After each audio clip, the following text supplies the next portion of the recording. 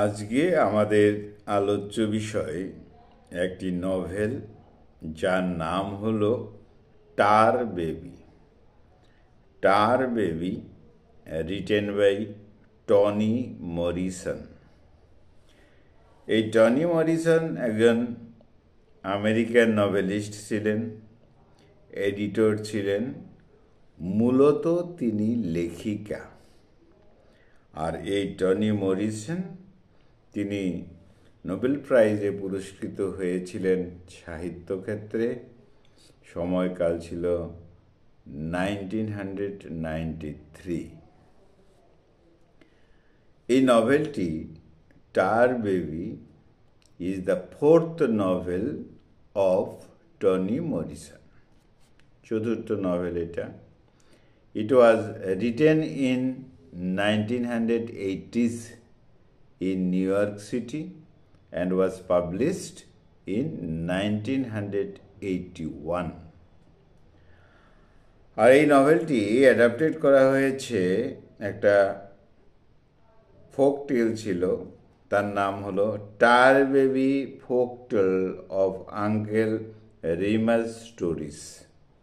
এটি একটি African American folk টেলের অংশ বিশেষ। তাহলে এই নভেলটির জেনরা হিসাবে বলা যেতে পারে পোস্ট কলোনিয়াল নভেল, বলা যেতে পারে আফ্রিকান আমেরিকান নভেল, বলা যেতে পারে রোমান্স নভেল, সিটি নভেল বা হিস্ট্রিক্যাল নভেলের অন্তর্ভুক্ত। এখন প্রশ্ন জাগে মনে যে টার বেবি ব্যাপারটা কি। বিশেষ করে আমরা ইন্ডিয়ান যে স্টুডেন্টস তাদের একটা চিন্তা অবশ্যই থাকবে টার বেবি। এই যে শব্দযুগল টার বেবি, এটি এমন শব্দযুগল যেটা বাংলায় বাগধারার মতো ব্যবহার হয়, যা কিনা এমন কোনো পরিস্থিতি যেখান থেকে সহজে মুক্তি পাওয়া যায় না, এমন একটা পরিস্থিতি, কিংবা মুক্তি পেতে হলে অনেক বেশি স্ট্রাগল ফেস করতে হয়। তাহলে টার বেবি বিষয়টা হলো একটা জটিল পরিস্থিতিতে ঘেরা এবং সেটা থেকে ওভারকাম করা বড় কঠিন বিষয়। এই টার বেবি এই শব্দযুগল একটা রেবিট, অর্থাৎ যার নাম ব্রার রেবিট,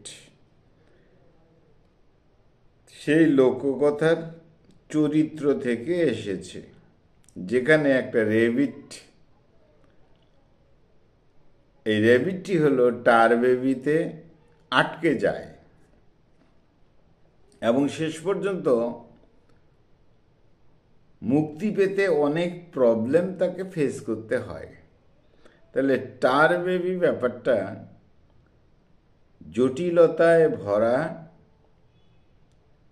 শব্দযুগল এবং সেই জটিলতা থেকে মুক্ত হতে অনেক প্রবলেম ফেস করতে হয়। তাহলে লিটারাল আক্ষরিক মিনিং হলো এটাই। The story is about a doll made of tar or turpentine. অর্থাৎ কিনা এখানে একটা ডলের কথাও বলা হয়েছে এই গল্পের মধ্যে। আলকাত্রার উপকরণ বিশেষ তা দিয়ে তৈরি। এখানে ক্যারেক্টারের মধ্যে ব্রার ফক্স রয়েছে, আর এই ফক্স কি করে? To catch a rabbit. অর্থাৎ আমরা মনে মনে টম অ্যান্ড জেরি কথাটা রাখতে পারি, তাহলে একটা সিম্বলিক বিষয় বোঝা যেতে পারে। তাহলে মূলত কথা হলো যে টার বেবি বিষয়টা একটা প্রবলেমে পড়া পরিস্থিতি থেকে অনেক স্ট্রাগল ফেস করে মুক্তি লাভ করা। তাহলে স্বাভাবিকভাবে বোঝা যাচ্ছে যে এই টাইটেলটি যথেষ্ট মেটাফরিক্যাল মিনিং রয়েছে, রূপক অর্থ রয়েছে। এখানে কোনো ফক্স, কোনো রেবিট তেমন নেই, হিউম্যান ক্যারেক্টার্স রয়েছে, তাদের পরিস্থিতিটা এরকম হবে, সেই জন্য মেটাফরিক্যাল ইউজ করা হয়েছে টাইটেলে টার বেবি। তাহলে tar baby refers to a problematic situation. Metaphorical মিনিংটা হলো tar baby refers to, tar baby বলতে বোঝাচ্ছে এ প্রবলেমেটিক সিচুয়েশন। এই অবধি আমরা বুঝতে পারছি। যাই হোক, তাহলে এখানে গল্প কথায় আমরা পাবো এ ব্ল্যাক হিউম্যান, ইয়াং ম্যান, একজন ব্ল্যাক ইয়াং ম্যানকে পাবো। তার মানে ডল বা পুতুলের কথাটা চলে গেল, এবার আমরা গল্প কথায় এসেছি। এখানে আমরা পাবো একজন ব্ল্যাক কৃষ্ণাঙ্গ ইয়াং ম্যানকে পাবো, নেমড, যার নাম হলো সন, SON, অনেকটা সনির থেকে সন। তাই এই সন, এই ক্যারেক্টার ইয়াং ম্যান, ব্ল্যাক কৃষ্ণাঙ্গ young man, jumps of a ship in the Caribbean, সেখানে সে জাহাজ থেকে ঝাঁপিয়ে পড়ে, অ্যান্ড ল্যান্ডস অন, সে কোথায় গিয়ে পৌঁছে যায়? একটা দ্বীপে গিয়ে পৌঁছে যায়, আইজেল ডি সেভেলিয়ার্স, একটা দ্বীপ, সেই দ্বীপে পৌঁছে যায়। কে? একজন কৃষ্ণাঙ্গ ইয়াংম্যান, তার নামটাই হলো সন।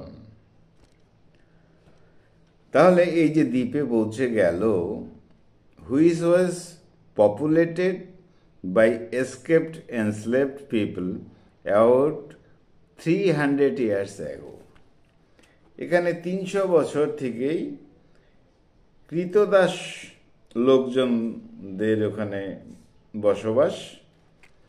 তো এমন একটা দ্বীপে গিয়ে পৌঁছে গেল কে? এই ব্ল্যাক ইয়াংম্যান সন।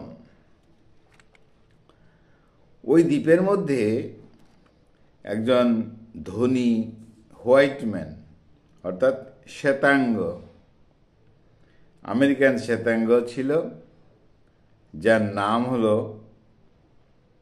Valyrian street. তাহলে ওই দ্বীপে পাওয়া গেল কাকে? একজন হোয়াইট ম্যানকে পাওয়া গেল, আমেরিকান হোয়াইট ম্যান, তার নাম হলো ভ্যালেরিয়ান স্ট্রিট। এই ভদ্রলোক ওখানে উইন্টার হাউস তৈরি করেছে, মাঝে মাঝে ওখানে যায় ইত্যাদি, এবং এটা প্রাইমারিলি তার একটা রেসিডেন্স। এই ভদ্রলোক রিটায়ার্ড হওয়ার পরে তার কাজ থেকে 3 বছর আগে এরকম একটা জায়গা তৈরি করেছে, অর্থাৎ উইন্টার হাউস তৈরি করেছে এই দ্বীপের মধ্যে। এবার এই ভ্যালেরিয়ান স্ট্রিটের যে ওয়াইফ, যার নাম মার্গারেট, সে মার্গারেটও সেখানে যায়, এবং এই নভেলের গল্পকথায় রয়েছে যে সে দ্বীপে গিয়েছিল একটা ক্রিসমাসের সময়, এবং তিনি অপেক্ষা করেছিলেন কার জন্য? তার যে আবার 3 জন ছেলে সন্তান রয়েছে তাদের জন্য। সেখানে তারা যাবে, যেমন তাদের মধ্যে মাইকেল একজন, সিডনি একজন, অনডাইন একজন। এই হলো প্রেক্ষাপট। এবার এই যে ভদ্রলোক হোয়াইট ম্যান, যার নাম বলা হলো ভ্যালেরিয়ান স্ট্রিট, এর কিছু ব্ল্যাক সার্ভেন্ট ছিল, কৃষ্ণাঙ্গ সার্ভেন্ট ছিল ওই আইল্যান্ডেই, এবং তার যে ছেলেরা সিডনি, অন্ডাইন, এরা যাবে, তাদের সঙ্গে সঙ্গে কিন্তু এই কৃষ্ণাঙ্গ সার্ভেন্টরাও ছিল, এবং সঙ্গে আরেকজন ছিল, তার নাম হলো জেডাইন। এই জেডাইনই হলো এই নভেলের কিন্তু হিরোইন। জেডাইন জেডাইন যাবে সিডনির সঙ্গে বা অনডাইনের সঙ্গে, এরকম একটা বিষয়। তাই এই জেডাইনকে দত্তক আনা হয়েছিল যখন এই জেডাইন, এই মেয়েটির বয়স ছিল 12 বছর। তখন এই জেডাইনের বাবা মা দুজনেই মারা যান। তখন এই ফ্যামিলি, ভ্যালেরিয়ান ফ্যামিলি, তাহলে এই মেয়েটিকে কিন্তু দত্তক হিসেবে নিয়ে এলো। সেই সময় থেকেই এই ভদ্রলোক ভ্যালেরিয়ান স্ট্রিট, তিনি হেল্প করে আসছেন এই মেয়েটি জেডাইনের এডুকেশন কি করে হবে, তার লাইফ ইত্যাদি। শেষ পর্যন্ত যখন এই জেডাইনের বয়স হলো, তখন সে একজন ফ্যাশন মডেল হয়ে গেল। এডুকেটেড তো ছিল এই মেয়েটি, সে একজন ফ্যাশন মডেল হয়ে গেল। সে কখনো কখনো প্যারিস যায়, নিউ ইয়র্ক যায়, তার কাজের জন্য এইভাবেই চলছে। যাই হোক, সিডনি, অন্ডাইন, জেডাইন তারা একদিন লক্ষ্য করলো ওই দ্বীপে তখন চলে গেছে যে তারা যেখানে থাকে, তাদের যে উইন্টার হাউস, সেখান থেকে খাবার মিসিং হয়ে যাচ্ছে, হারিয়ে যাচ্ছে। কি ব্যাপার? যথেষ্ট পরিমাণ খাবার রাখা হচ্ছে কিন্তু হারিয়ে যাচ্ছে, কমে যাচ্ছে। তো তারা চিন্তা করছে যে এই খাবারটা তাহলে কে খায় বা কমে যায় কেন, এরকম একটা চিন্তা করছিল।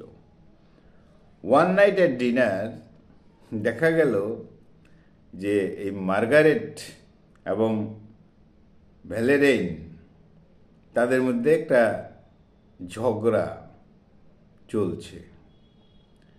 আর সেই ঝগড়ার পরে মার্গারেট, অর্থাৎ ওয়াইফ যিনি, তিনি খাবার টেবিলটা রেখে উপরে আপস্টেয়ার্সে চলে গেলেন, এবং হঠাৎ করে তিনি দেখতে পান একটা ব্ল্যাক ইয়াং ম্যান, তার নামে ছিল সন, তাকে hiding in a secret room, তার যে কক্ষ ছিল সেখানে পালিয়ে আছে একটা ইয়াং ছেলে, তার নাম কিন্তু সন। কারণ সে তো এসেছিল, সবাই জানতো না, কিন্তু ভদ্রলোক ভ্যালেরাইন জানতেন।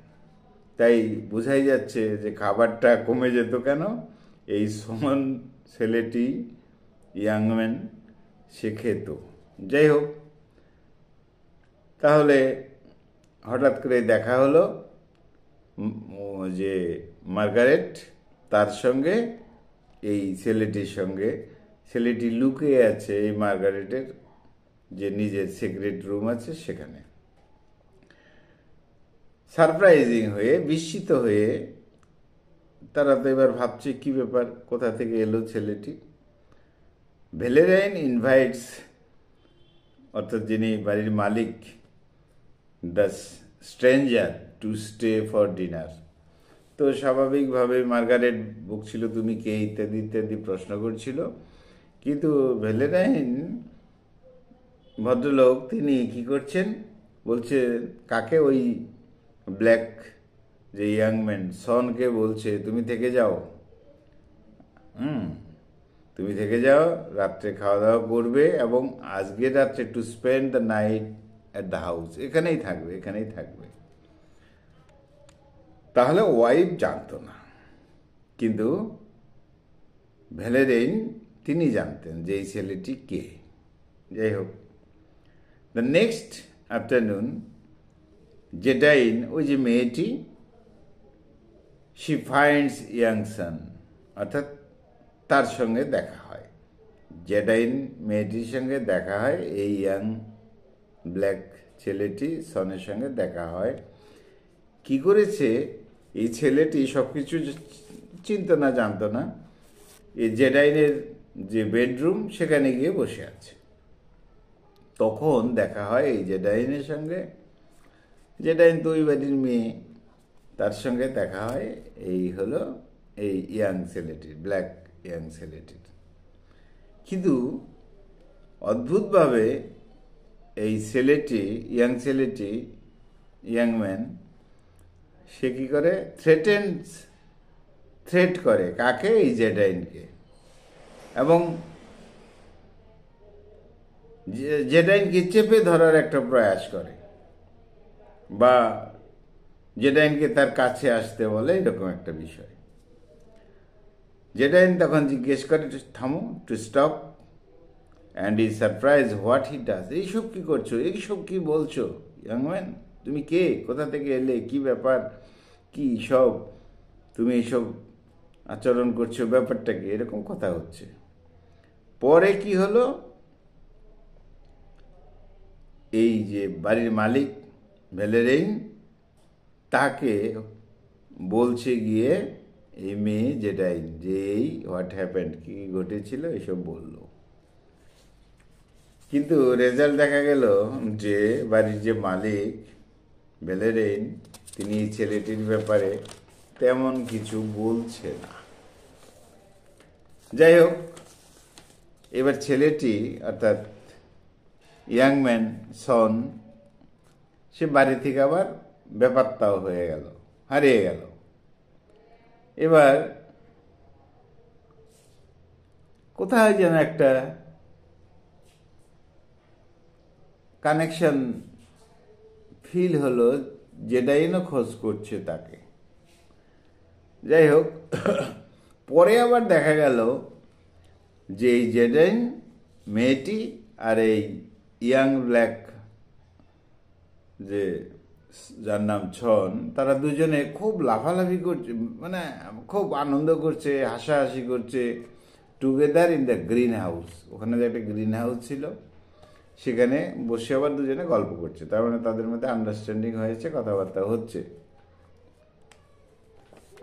অ্যাকচুয়ালি যেটা ঘটেছিল, এই মেয়েটি জেডাইনের খুব চোখে ধরেছিল এই ছেলেটির যে বিউটি, এটা চোখে ধরেছিল, তাই তাদের সঙ্গে কথাবার্তাও হয়। যাই হোক, এবার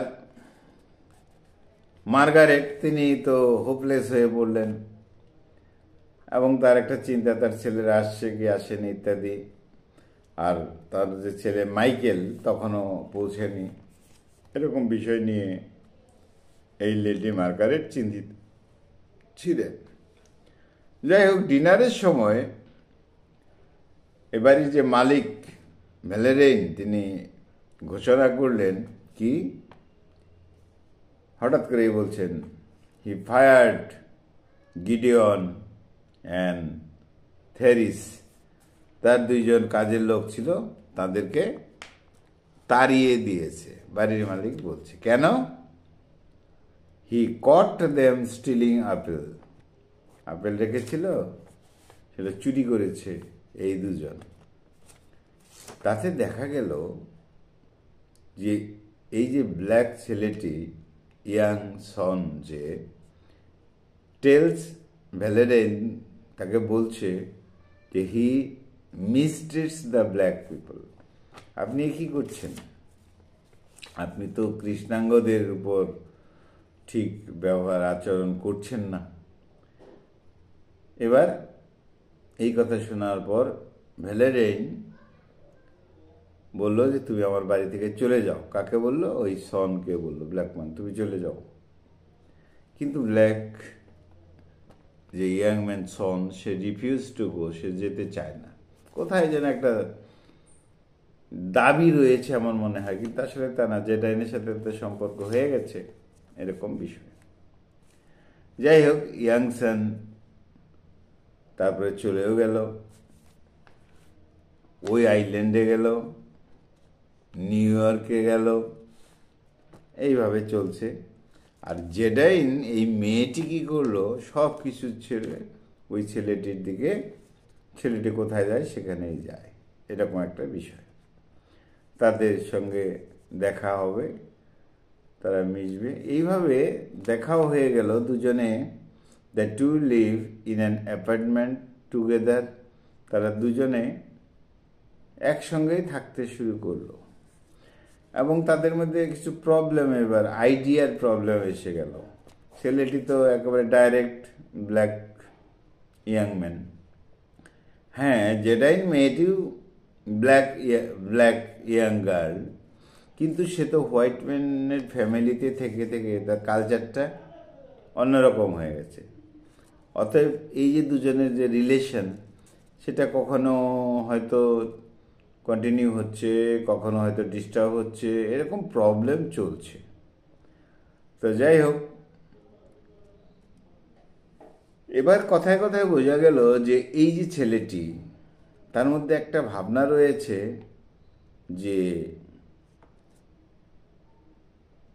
ব্ল্যাক পিপলরা হলো কলোনাইজড, আর হোয়াইট আমেরিকান যারা, তারা ডিস্টার্ব করে সব সময় সব কাছে।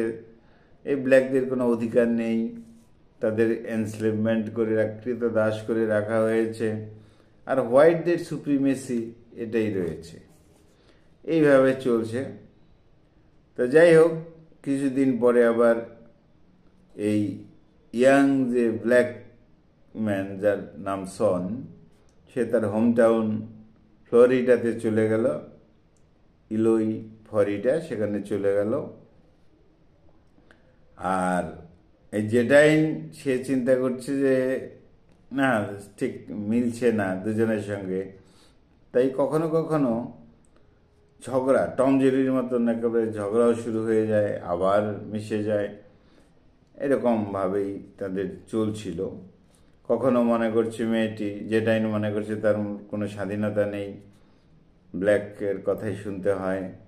আবার ব্ল্যাক যে ইয়াং সন, তার আবার হোয়াইট ম্যানের প্রতি একটা ঘৃণা, এই বিষয়টাও দেখা যায়।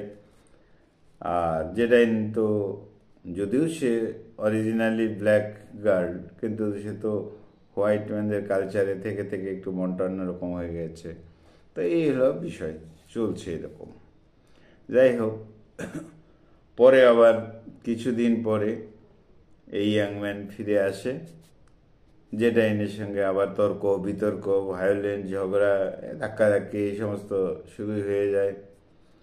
তো একদিন তো এই ব্ল্যাক ইয়াং ম্যান, সে